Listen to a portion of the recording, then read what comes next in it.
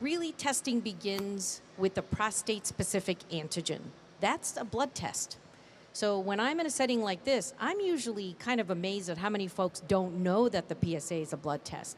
They think a PSA is the digital rectal exam. And I've heard every term possible for the digital rectal exam. It's not that hard. It's the best 10 seconds that you will spend to try to save your life.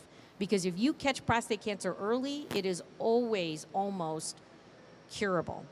If you catch it late, you're seeing me, and we are not talking about cure. We're talking about management, containment. We're talking about making you live longer, but I can't cure you. We don't have that technology yet. So the blood test is simple. If you talk to your primary care doctor, or you might have an internal medicine doc, that person is your doc. That's your go-to person. You don't feel good. You don't need to see him and her just for a sinusitis, or you got headaches or migraine. No, you see that person to talk about your overall health. And overall health is everything from a colonoscopy to, what about my prostate, doc? How come I'm having symptoms where I pee a lot at night? Maybe it's my wife saying, you've been up 3 to 4 times in the last month or two. What's happening? And you know how many people come into my office as with that story? The majority. You get the ear pull. My wife or my significant other says, I have to see the doctor. Something's not right.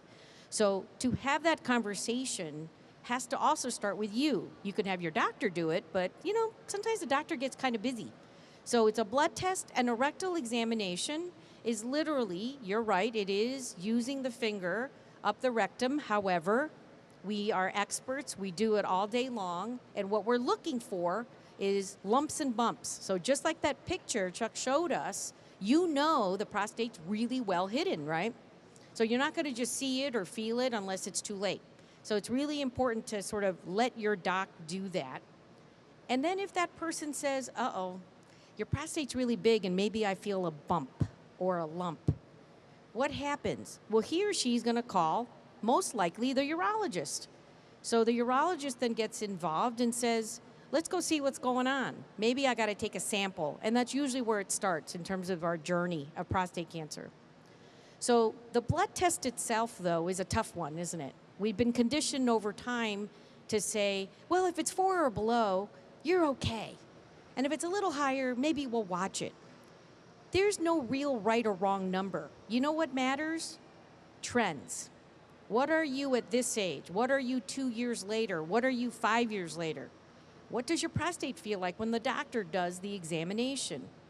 The other part of this is doing it consistently in a lab. So what I get a lot is people move around. Well, I got it in this health system and it was this 1 year. And then I kind of changed my health plan and I got it in this system. So then the numbers are bouncing up all over the place. Well, guess what, guys? We do the tests differently in different labs.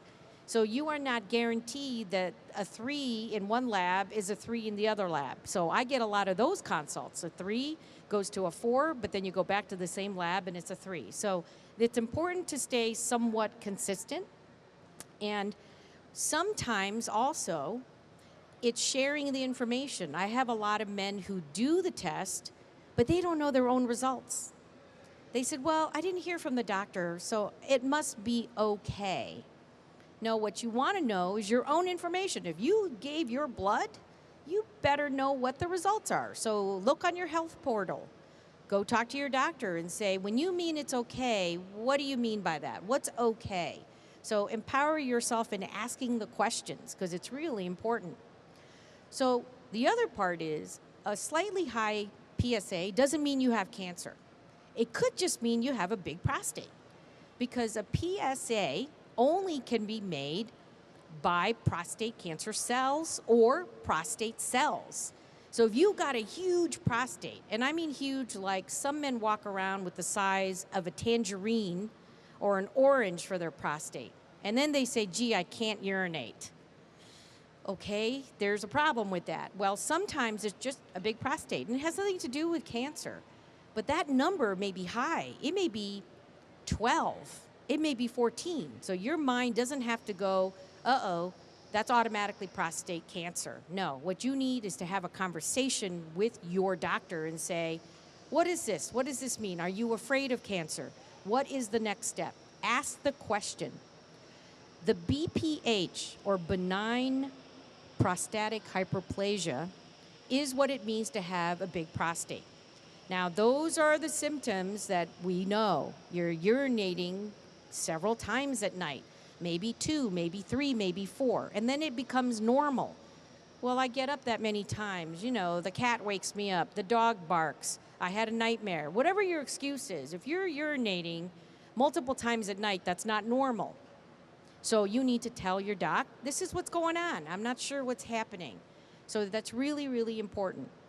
Sometimes also, if you've had a lot of sexual activity or a lot of physical activity, we worry that maybe that might jack up the PSA a little bit. So try to take care, if you are worried, that, you know, do your normal activities before you get your test. So just to keep it as accurate as possible. And we also like to have the test drawn before you do the digital rectal, because once we do the examination and you're touching the prostate, it can make the cells a little bit more active, and then it can go up in number.